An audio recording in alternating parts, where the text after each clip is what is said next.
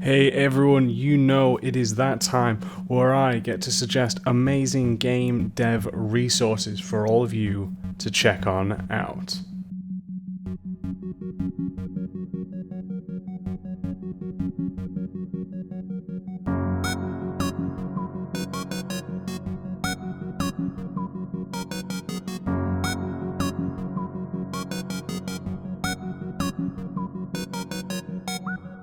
Hey everyone, I hope you're well, playing and making the games that you all love. You're joining me, your host, Max Pears, and it's an absolute pleasure to have you here, whether it be morning, afternoon, evening, or night. I hope you are having a great time and that everyone you love is also safe and sound.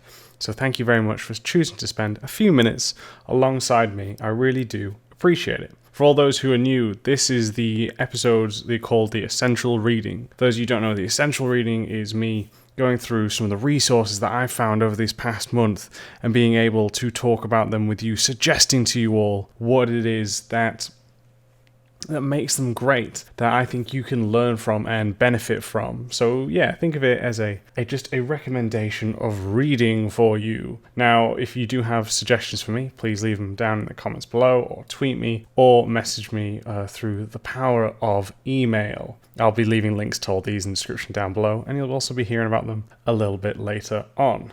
But before we go on, let's have a quick word from today's sponsor. Today's episode is brought to you by none other than GameDev.tv. For those of you who don't know, they are a phenomenal resource which helps you who may not have any experience to those looking to grow and improve their experience and knowledge on game dev related tools, whether that be programming, design, or art. All of these you can find on their website. And not only are they a great resource, but they've teamed up with myself to give you a phenomenal discount. If you go on and follow through the links that I've got down below, which give you a range of courses, you'll find that there is amazing discounts of over 80%. Normally a course costs around about £200, but luckily with the codes that we've got, and should I say the links down below, you'll get them for what would be about 40 to 50 bucks around that benchmark. So if you're looking to go for it, this is a great place to start your learning. I personally am going through the Unity Beginners 3D C# course myself, and I'm really enjoying it with great tutors like Rick and Sam, which have previously been on this podcast as well. So if you're looking to improve your skills, head no further than GameDev.tv. All of the links to the great courses will be down in the description below. Now back to the episode. So without further ado, instead of just telling you where to reach me, let's actually get in to all of these resources.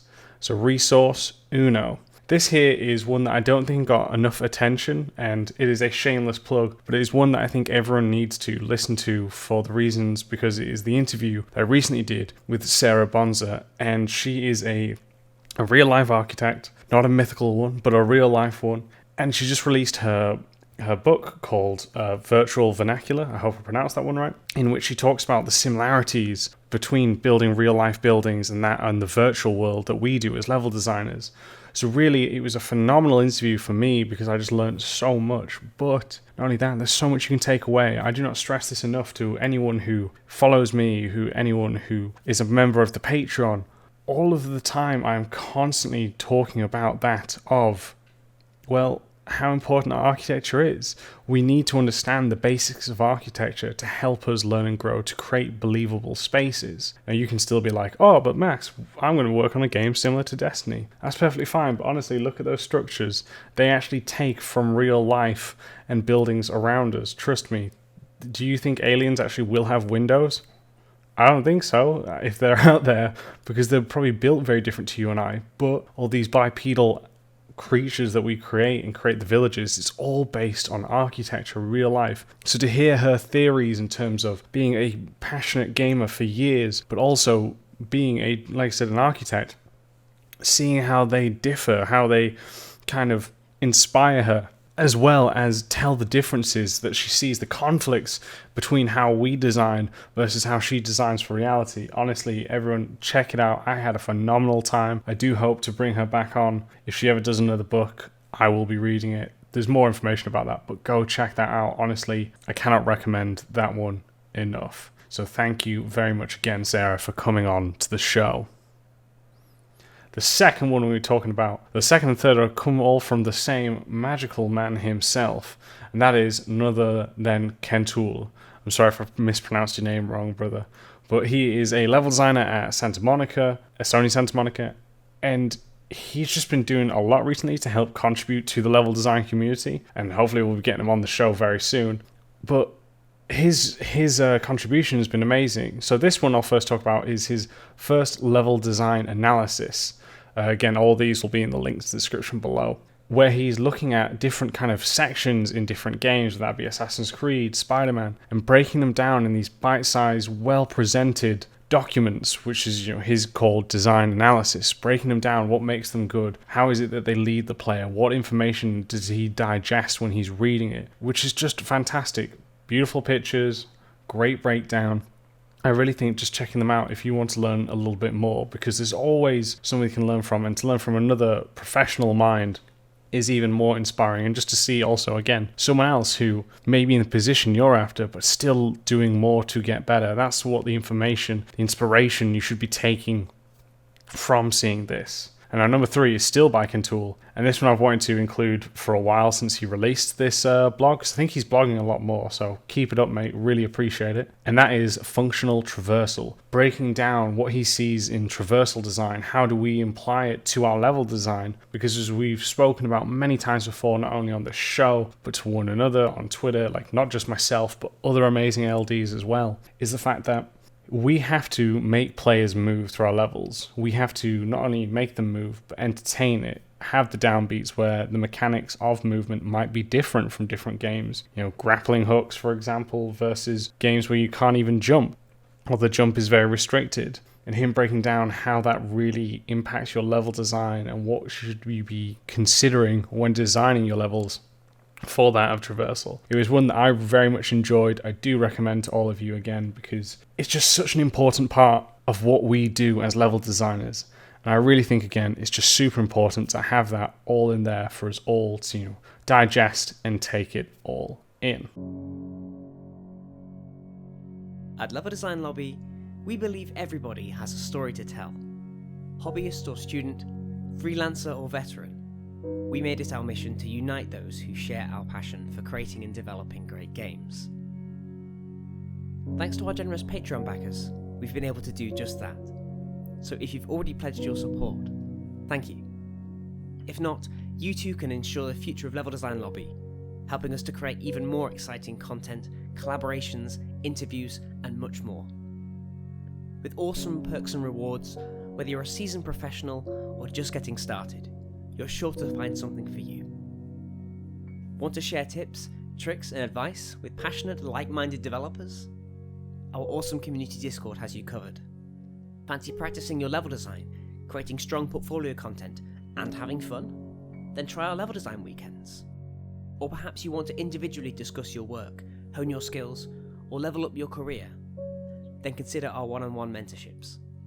If you share our vision, then go to patreon.com/Level Design Lobby for more information and to pledge your support. Thank you. Now, the fourth one is the biggest shameless plug you'll see or hear in this episode today, and that is my level design book called Let's Design Combat. This here is available in physical as well as ebook copy. For those of you who don't know, I have now finally released my book, in which I finally break down some of the tips and tricks that I have learned and some of my personal favorites, which go into making great combat design for your levels. What you should consider: how do you make your combat more entertaining? How do you take it from a junior level to more of an intermediate and maybe more seasoned level of combat? What do you think about when you're actually creating combat as well? All of these elements that come into play there.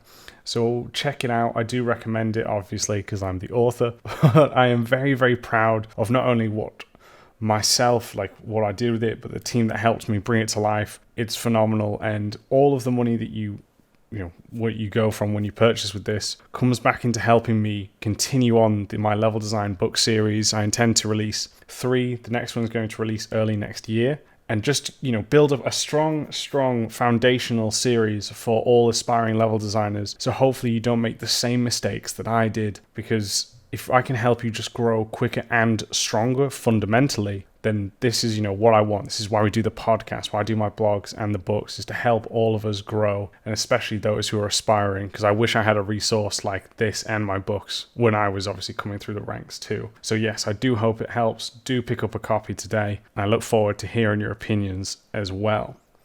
Now the final one, the last one, but definitely not the least. This one was a recommendation that came through from Evan Hill, who is a level designer on Last of Us 2. Phenomenal dude, someone I really enjoy talking to. And this one, as he's he's a passionate lover of anime, just like myself. Well, he recommended that I check out the book by Hiroki, why am I stumbling on this one? Araki, who is the creator, for some of you who don't know, the phenomenal JoJo's Bizarre Adventure, which is just an incredible achievement for this man, considering how this has spanned since the 80s, this entire series to now, and how it's gathered so much fame, how much his stories have changed. And again, him breaking down his theories, what he's learned while making this anime, how did he get into the industry, but also how does he design? And it's just like Scott, why am I forgetting his last name? I've forgotten his last name, but his book on comics, Understanding Comics, which is another great book. But it's similar to that in showing how they actually cross over to us. We can learn just as much from this book as a resource on manga as much as we can from other games. So I do recommend checking all of that out, team. Phenomenal place to go in terms of it, and I've really enjoyed reading it. I'm about, I think, a quarter of the way through currently. So it's something that has been inspiring me, and I really do thank Evan for the recommendation, so I hope you all check it out there. So yes, everyone, that is all of our resources for this one. I do hope that you get a chance to check them out. As I said, all of them will be in the links down in the description below. But before we do, let's wrap up and give a brief summary on what were the recommendations. The first one was my interview with Sarah Bonza, an architect, breaking down her experience as an architect, what she sees from video games, and how we can apply the rules of architecture into our own level design. Second and third are both by Katul, where his second one is on, the second resource is his design and analysis breakdowns, looking at previous games, breaking down how they design, what level techniques they use to help improve their levels. The third one, again, Katul, which is his blog on functional traversal, talking about how we should design for traversal, what we need to think about within our levels. The fourth one is my book, Let's Design Combat, where I talk about some elements that I believe make strong combat encounters and how you should think and apply them to your levels. And then the final one, which is Manga in Theory and Practice, which is about what you should kind of think about when you're creating these stories. What is it that makes them relatable as well as enjoyable? So I hope you have liked all of these resources here. And if you do want to reach out to me, you can do so, whether that be on Twitter, which is @MaxPairs. You can leave comments down below. You can email into the show, which is leveldesignlobby@gmail.com. And if you do want to support the show, then please head over to patreon.com/leveldesignlobby. So thank you all very, very much. It's been an absolute blast. And I look forward to talking to you all very soon. Catch you all later. Bye.